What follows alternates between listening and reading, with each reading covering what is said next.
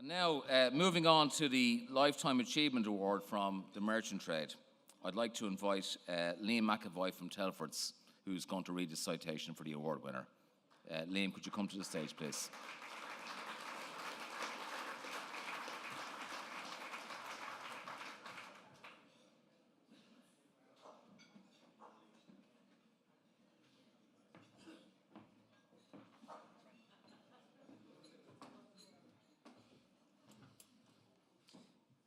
Good evening, Chairman of Octabuild, Mr. Declan Smith, President of the Irish Hardware Association, Mr. Kieran Burke, President of the CIF Construction, Mr. Dominic Doheny, Director General of CIF, Mr. Tom Parlin, distinguished guests, ladies and gentlemen.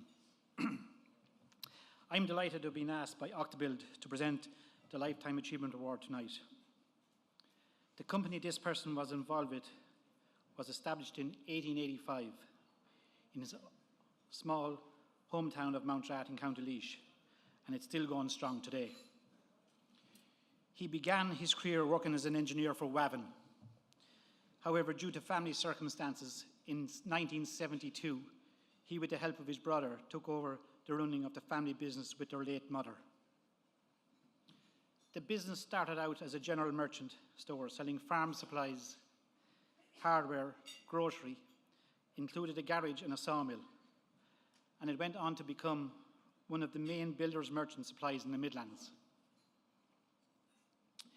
In 1978, the store became more specialised in hardware, building material and farm supplies in response to market trends at the time. In the same year, there was high inflation. You could sell a pallet of slates, and when replacing that pallet in the same month, you could end up paying 10% more. During the 1980s, there was very little house building, and agriculture was also under pressure. In 1984, there was a major revamp in the store in Mountrat. It was one of its first in its kind in the area, and the first in the area to introduce computer administration. The business thrived in the late 80s. In 1990, a decision was made to acquire a 2-acre site in Portlaoise in response to a growing population and demand for building supplies in the Portlaoise area. At the same time, the interest rates were very high, and 18% and higher was not unusual at that stage. And this company paid a rate of 40% in interest rate for a very short period of time. As you all know, this was a very difficult time, with post-dated checks and 3 and 4 lodgements on a Friday to keep the banks happy. Things were difficult. Due to good leadership and a dedicated staff, the Portlaoise and Mountrat stores flourished, and within 2 years, the Portlaoise store moved to its present 7-acre site. In 2000, there was a major overhaul to the Portlaoise store, expanding the trade centre, DIY store, yard and offices. Business was booming. In 2003, after much research and consideration, a decision was taken to sell the business. Amongst others, this was done for family reasons. All concerned were very happy with that Grafton plc eventually secured the business. This protected jobs and allowed progress to continue. Then in 2006, the construction of a new electrical store was completed. Both Portlaoise and Mountrat carry a large product range, with over 50,000 products in stock at any one time. The store supplies building material, electrical appliances, paint, timber floors, bathroomware, solid fuel stoves, cookers, garden furniture, household items, and everything you need from start to finish to build a new home. This would not have been possible without the vision of one man. This person has been an active member of his community over the years, including supporting local and national charities. He has been on the board of directors of the Cushla Cancer Support Centre since its foundation in 2004. This is a registered charity which offers professional support to people diagnosed with cancer and their families. As a keen cyclist, he was a member of the Blazing Saddles. He took part in cycling tours to raise funds for the National Council for the Blind in Ireland. He completed many charity cycles both in Ireland and around the world, and including a charity cycle from Mellon to Mizenhead. He is also on the board of directors on the Portlaoise board of the Portlaoise Enterprise Centre, which support local enterprise development and is always available to help and support and advise local and small businesses. He was co-opted onto the NHL board in 1985 and was elected chairman on his first day, where he served until 1991. He again served as chairman from January to December in 1998. He is currently the present chairman of this board since 2007. He has given a long-standing service to the industry, supporting Octabuild since its establishment in 1984. During this time, he and the company have been awarded the County, Leinster and National Octabuilders Merchants of the Year on several occasions. He is a firm believer in shopping local, buying Irish manufactured products, so therefore protecting Irish jobs. This person is well known in the industry, a recognised innovator with vision and determination that drove this company successfully through the tough economic times of the 70s, 80s and 90s. Personally, I would like to thank this man for all his support, mentoring and friendship to me and my family since we first met. As with all good men, his many deeds and achievements would not have been possible without the help and support of his family, his wife Ethel, his son Billy, daughters Jane and Sandra, his brother Des, of whom he's very proud of. We are delighted to have his wife Ethel and daughter Jane here with us tonight. I could talk about William Telford all night. There are lots of stories I could tell. However, now might be the right time or place. I'm delighted to announce the Octabuild Lifetime Achievement of the Award 2017 goes to Mr. William Telford.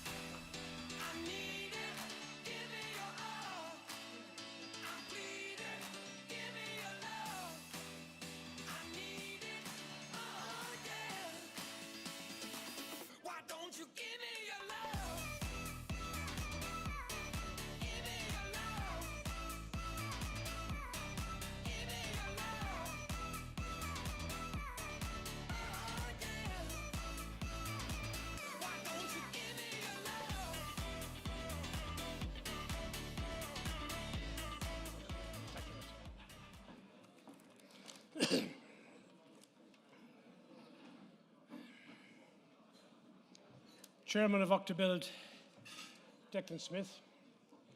President of the Irish Hardware Association, Ciarán Burke. President of the CIF, Dominic Doheny. Director General, Tom Parlin.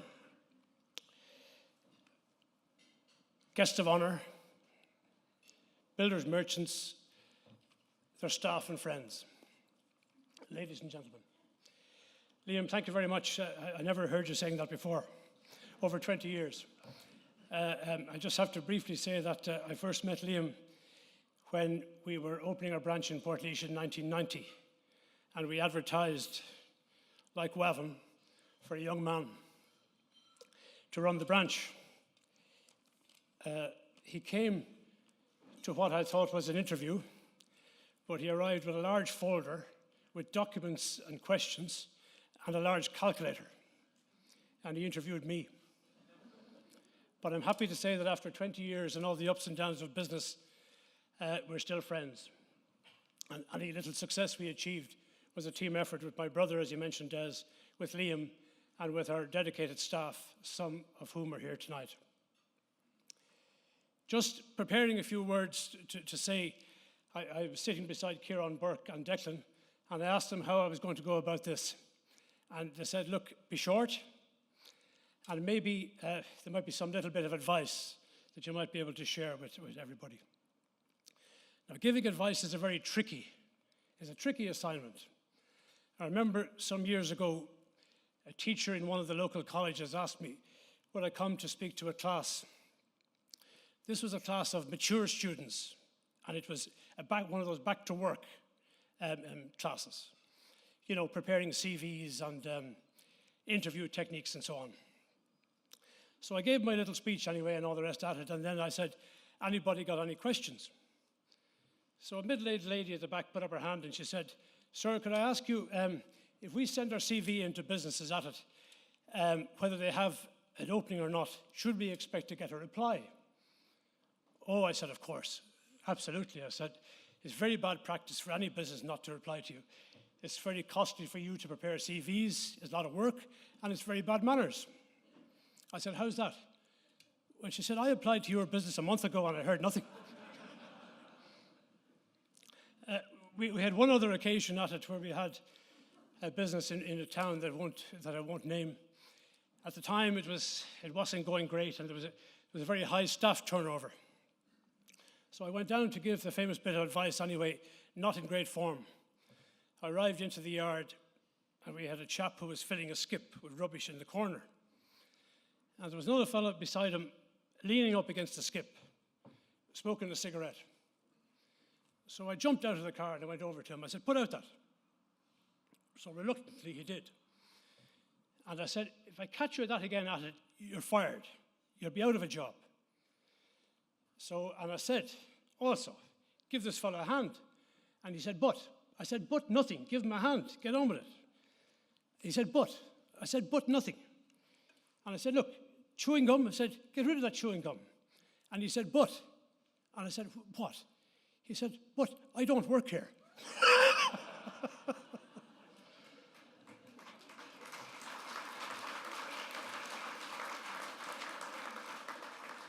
So that stopped me in the days of giving advice anyway. This chap was only visiting his buddy. So no advice, but could I make just an observation? There's no need to talk to anybody here about the depression, recession that we've all been experiencing since 2008. The Great Depression in America, by comparison, which we all know about, lasted for about 5 years. This one is 10 years. The Great Depression was about 1929 to 34. So this has been a real stinker. And anybody that knows me knows that I have the height of respect for anybody who's been able to keep a business going during this terrible period. And these people are represented and are here tonight. And I take my hats off to every single person, every single merchant, every single business that has been operated during this terrible time. This industry, as we all know, and the country indeed, depends very heavily on construction, and particularly around the country, and house building in particular. I think, and Tom can correct me, the latent need for new houses in any given year is 35,000. Since 2008, in some years there's been little or nothing. In other more recent years, maybe 7,000, 8,000. So clearly there's a deficiency there. So sometimes merchants are so busy with their day-to-day work, there isn't time to think. So let's just think about this for a second. There's an enormous shortage of good quality housing in the right places. There's a homelessness crisis. There's a shortage of rental properties. DAF said this week there are only 3,000 in the whole country. Rents are increasing at a high speed. House prices in the city, particularly in Dublin, are going through the roof. 40 or 50 houses this week sold in Clonskee in the morning with prices up to 650,000. So some new housing construction has happened in Dublin, but as most of us know here, that's been very slow around the country. Basically for the reason that the market prices that builders can get for houses haven't reached a level that makes it interesting for them to get back into the market. In the area where I live in Portlaoise, prices have just about reached that level to make it interesting for builders to get back into the market. And in addition, unfortunately, like it or like it not, people who are working in Dublin, where the majority of jobs are, will have to start looking again outside the city because they are not able to afford Dublin prices. So that means in the bigger commuter towns and so on around the country, we can expect house construction to start again. And I'm saying that this is going to happen soon. And I think merchants should be organised and look forward, put their head up and get ready, organise themselves and get match fit to grasp this opportunity. And if I could say one thing, this time, compared with the last time, the last boom, remember, you're in business for one reason only, and that is to make money. There's no need to be ashamed or bashful about this. Profits are the lifeblood of your business. They're needed for reinvestment and to grow your business. I've long believed that the margins of this industry, this profession, because that's what it is, are far too low compared with the work and effort that's required. The Octabuild companies are world-class and they deserve our support. They give great employment. And don't forget that their employees are your customers. Ireland is a small country, and all of us, manufacturers, suppliers and retailers, are joined at the hip, and we need to support each other, especially during these times. We've all heard about America first. Our mantra should be Ireland first. That's not to say that we shouldn't bring the Octabuild members behind the bicycle shed on regular occasions to have a little chat about prices and terms. They need to be kept honest at all times. So Octabuild, well done, top class, we'll support you, but the prices have to be right. I would like to thank Octabuild for giving me this award tonight and to say it's very much appreciated by myself and my family. The one thing that sticks in my mind is the number of friends and colleagues, good friends, that I've made during the year that I've been involved in this business. And I would like to wish the best of luck to everybody here tonight who's been nominated for an award or not nominated, and in my opinion, everybody here is a winner. Thank you.